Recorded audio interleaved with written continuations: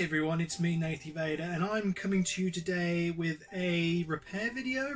I've got this trike dozer from the Jurassic Park Chaos Effect line and it's all there, including this, which is the searchlight that goes on the back, apart from the mounting bracket which goes on there, which always seems to be missing every time I look for these online. Unless they're sealed in the box, you can't really seem to find that bit of plastic. So today I'm going to have a go at trying to make that bit for this trike dozer.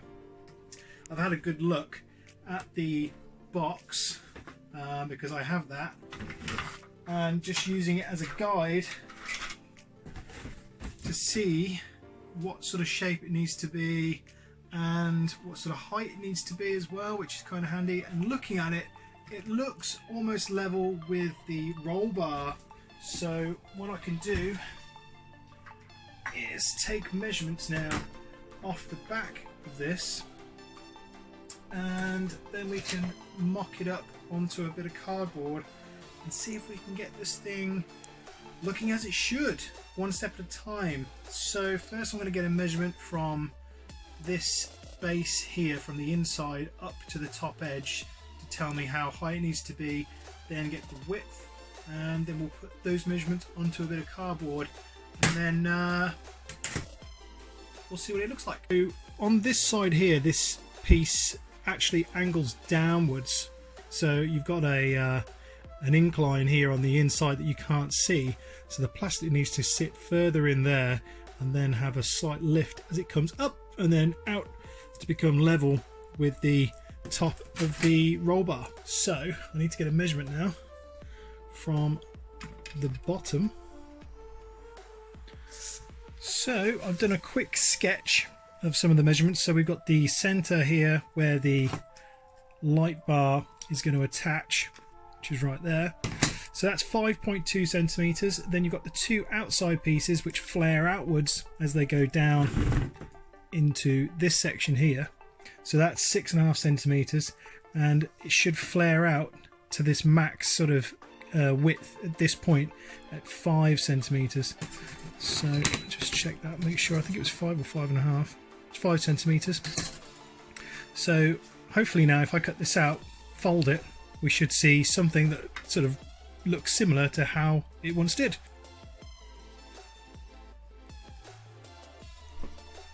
So the next stage is taking that information from the paper piece and transferring it to the styrene.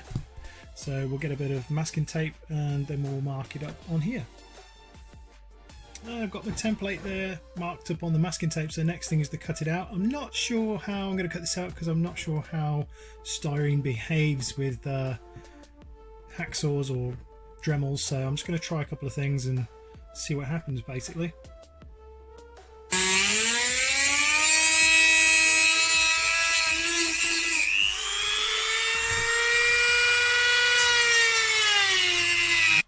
Quite easy to cut actually.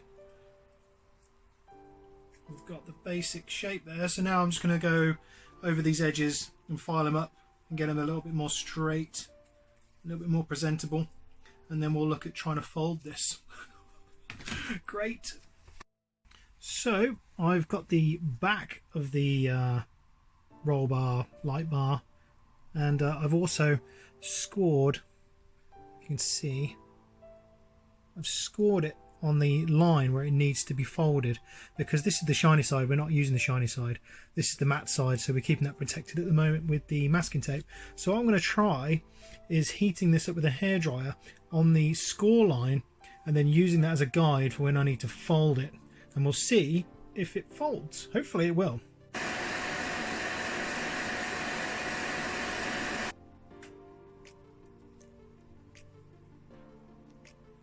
Just going to try and hold that shape for a moment while the plastic is still hot. It will try and go back to its original shape, but as long as I keep it there, it should stay in that shape.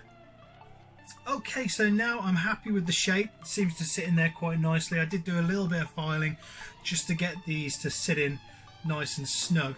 So the next job is just to take a little bit off this styrene just to allow this to clip over. So I'm gonna just mark out with this bit of masking tape where I've got to take some of the styrene off. It's only a little bit, but it's just enough to make it just slide on without damaging that or the styrene.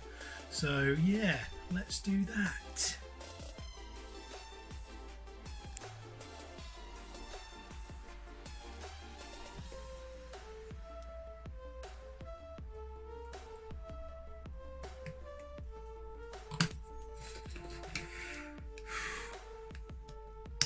Hey, that is a satisfying snap.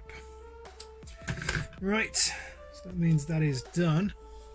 So what I can do now is peel off all the masking tape, and then I'm going to go around the edges, smoothing all those off and probably giving them a bit of a curve as well, because it looks like in the images that are on the box that this actually has a rounded finish on the edges. So I'm going to clean that up and then I'll show you what it looks like.